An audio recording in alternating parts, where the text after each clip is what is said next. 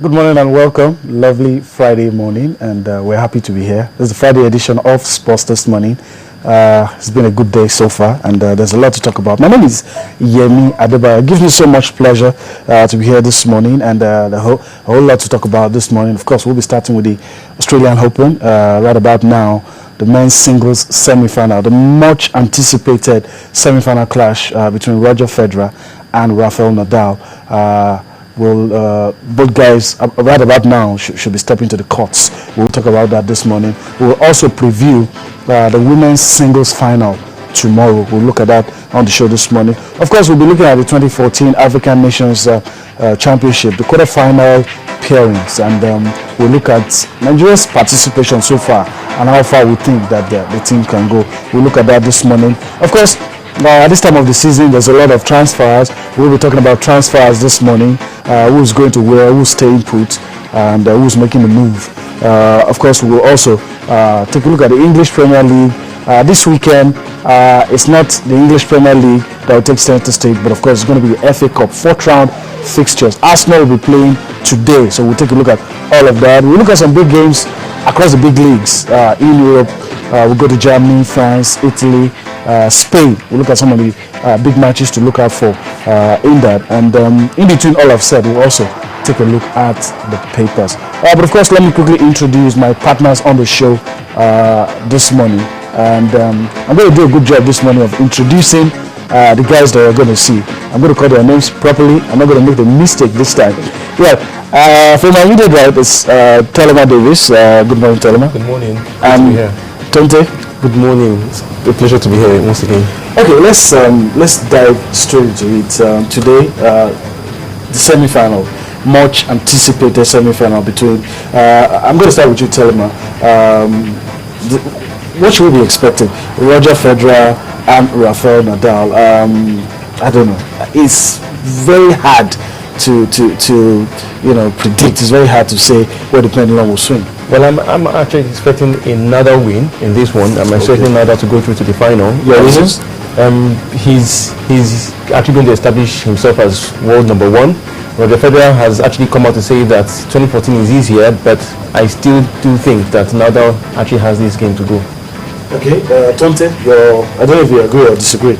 Well, I'm close to tilting towards Nadal, given the fact that he ended 2013 top of the table, number one. He's gone into this championship in good form and fighting hard and fighting back where and when necessary. And going against Rod Federer today, it's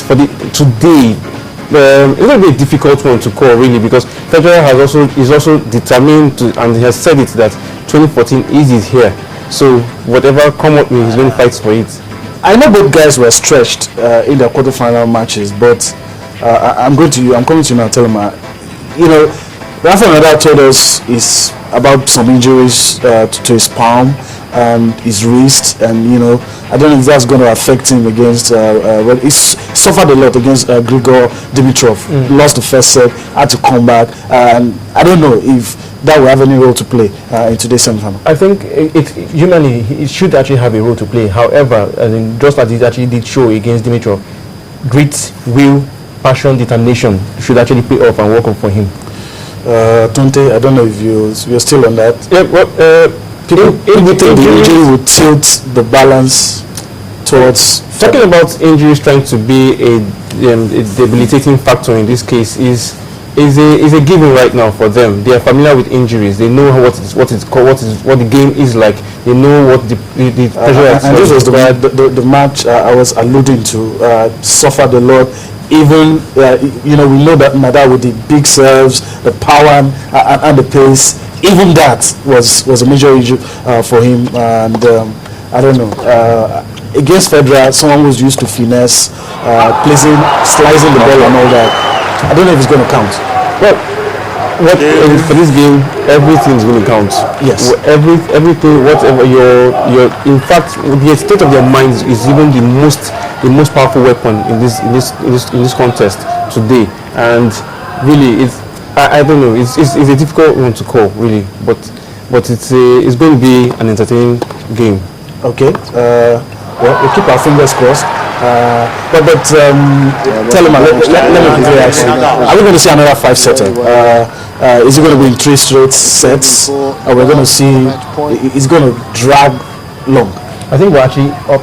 In fact, this is more or less the final of the final, so to speak. As in, so we're actually in for a game today. It's actually going to be an entertaining one, and really, all we can actually ask viewers, spectators to actually look out for is to actually enjoy the game. That was how much it meant to Nadal, because he went through a lot to win this guy. I hope we're able to see Roger Federer in action as well. Okay. Well, Andy Murray had some things to say about some of the judgment calls by the referee, and he said it could have, if some calls were made earlier, it could have favored but the rest is history. Roger Federer is in the semi-final, but I think it was a lot easier for Federer on the day than for Nadal. We have to keep in mind the fact that Andy Murray, we can't say he's 100% in top shape, given the fact that he just recovered from a back injury since 2013, and coming into this game, this is one of the major Grand Slams and the first for the year. So while yes, he may be right to talk about the judges' calls, but it doesn't still take away the fact that he was still slow at certain points of Federer's game. Federer played a very good game. Okay. All right. Let's leave the guys now and talk about the ladies. Let's do our own preview. The ladies' final. There's going to be a new name on the trophy. It's not going to be Victoria, even for the guys. But you would, apart from Stanislas, Rafa Nadal and Roger Federer have won them before. But there's also going to be a new name. But let's talk about the women. Dominika Sibylkova and Lina would square off in the final. But let me start with you, Tonte. Will experience count for anything? Considering the fact that Dominika, she defeated Sharapova, and I mean a lot of big names as Agnieszka Radwanska, and so is it going to count for something? Well, it's very the fact that she's defeated former number ones and top ranked athletes. It's going to count for her. But in terms for Lina, the experience of having won a Grand Slam, French Open, that's in the final of the Australian Open twice. Exactly. So she's going to everything. The odds are actually going to be tilted towards Lina. Okay. However, Sibylkova is not somebody to be. She is an underdog in this match, so she shouldn't be overlooked. Okay, tell me, is she going to crack on the big stage? Looking at your crystal ball now, what can you see? It's a matchup which Sibylkova, as in brain a term which Tonte actually just used, she's an underdog, and I think she will take delight in that fact that she is an underdog. And going into this encounter against Lina should be one which she will be willing to prove to the world that she is not just here by fluke or by happenstance, but she's actually here by her own determination, her passion, her will to indeed make the final. And I think she actually is game for it. Okay, well, that's our preview, and for the guys, they're not writing off Sibylkova. It might just be a day, but sometimes experience has a big role to play in some of all of these things we're looking at. But we don't have to wait for too long.